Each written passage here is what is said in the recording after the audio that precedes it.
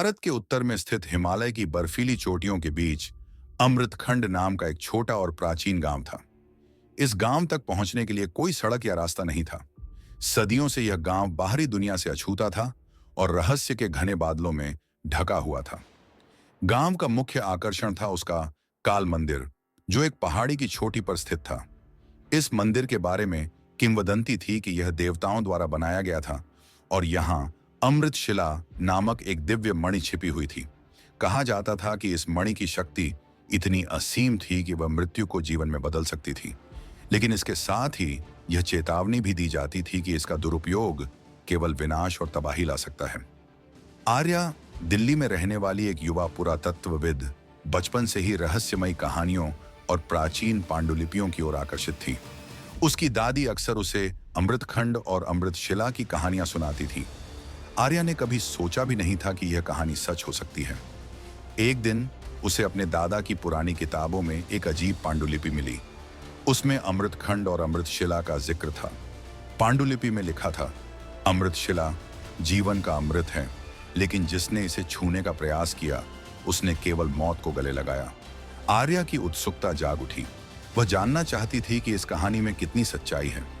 आर्या ने इस विषय पर और शोध किया और पाया कि अमृतखंड का उल्लेख केवल कुछ पौराणिक ग्रंथों और लोक कथाओं में मिलता है, लेकिन उन तक पहुंचना लगभग असंभव था। आर्या ने इस साहसिक यात्रा के लिए अपने बचपन के दोस्त करण को साथ लिया। करण एक पर्वतारोही और वैज्ञानिक था। वह आर्या की कहानियों को महज कल्पना मानता था, लेकिन आर्या को खतरनाक जगहों पर अकेला छोड़ने के लिए तैयार नहीं था। दोनों ने यात्रा की तैयारी की।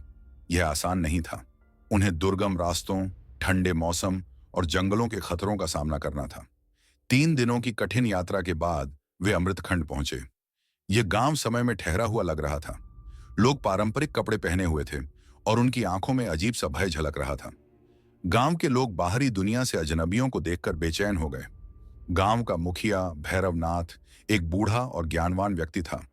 उसने आर्या और करण का स्वागत किया, लेकिन उन्हें स्पष्ट रूप से कहा, तुम्हारा यहां आना अच्छा संकेत नहीं है। अमृतशिला का रहस्य जितना गहरा है, उसका अंजाम उतना ही भयानक। अगले दिन आर्या और करण ने काल मंदिर का दौरा करने का निर्णय लिया। मंदिर एक विशाल और भव्य संरचना थी।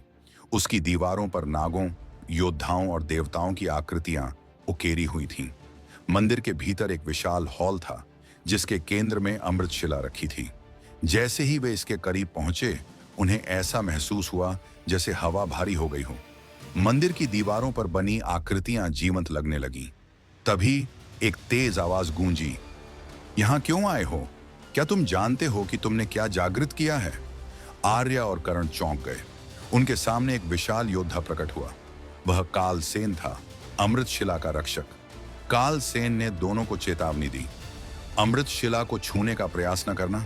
यह केवल उन लोगों के लिए है जो पवित्र उद्देश्य से आते हैं। इसका दुरुपयोग केवल विनाश को जन्म देगा।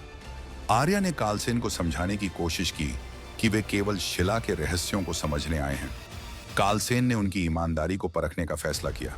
दूसरी ओर एक शक्तिशाली तांत्रिक वरुणेश अपने शिष्यों के साथ अमृतखंड की ओर बढ़ रहा था। वरुणेश को वर्षों से अमृतशिला की शक्ति की खोज थी। उसने कई अनुष्ठान किए और मणि की ऊर्जा को नियंत्रित करने के लिए काला जादू सीखा। उसका उद्देश्य अमृतशिला की मदद से अमृतत्व प्राप्त करना और दुनिया पर राज करना था। वरुणेश और उसके अनुयायियों ने रात में काल मंदिर पर हमला किया। उनके पास जादुई मंत्र और शक्तिशाली हथियार थे। कालसेन ने उनकी सेना का सामना किया। एक भयंकर युद्ध शुरू हुआ। आर्या और करण भी इस संघर्ष में फंस गए। करण ने अपनी वैज्ञानिक जानकारी का उपयोग करते हुए मंदिर के अंदर छुपे प्राचीन यांत्रिक जाल को सक्रिय किया। इससे वरुणेश की सेना को पीछे हटना पड़ा। युद्ध के बीच वरुणेश ने चालाकी से अमृतशिला को छू लिया। जैसे ही उसने ऐसा किया, शिला की शक्ति जाग गई। एक भयानक ऊर्जा पूरे मंदिर में फैल गई। वरुणेश और उसके अनुयायियों पर इसका नकारात्मक प्रभाव पड़ा और वे सभी जलकर राख हो गए। शिला को निष्क्रिय करने के लिए कालसेन ने अपने अस्तित्व का त्याग किया। उसने आर्या से कहा, यह शिला केवल मानवता के लिए खतरा है, इसे हमेशा के लिए छिपा देना होगा। आर्या ने कालसेन के निर्देशों का पालन करते हुए शिला को एक प्राचीन अनुष्ठान के माध्यम से निष्क्रिय कर दिया। अमृतखंड फिर से शांत हो गया। आर्या और कर्ण ने गांव छोड़ने का फैसला किया। वे जानते थे कि अमृतशिला जैसे रहस्य को छेड़ना इंसानियत के लिए खतरनाक है। गांव के लोग उन्हें विदा करते हुए बोले, आपने हमें बचाया, हम आपका आर्थी रहेंगे। आर्या और कर्ण ने इस यात्रा से सीखा कि हर रहस्य को सुलझाना जरूरी नहीं। कुछ राज हमेशा रहस्य बने रहना चाहिए। जो शक्तियां हमारी समझ से परे हैं, उन्हें चुनौती देना मानवता के विनाश का कारण बन सकता है।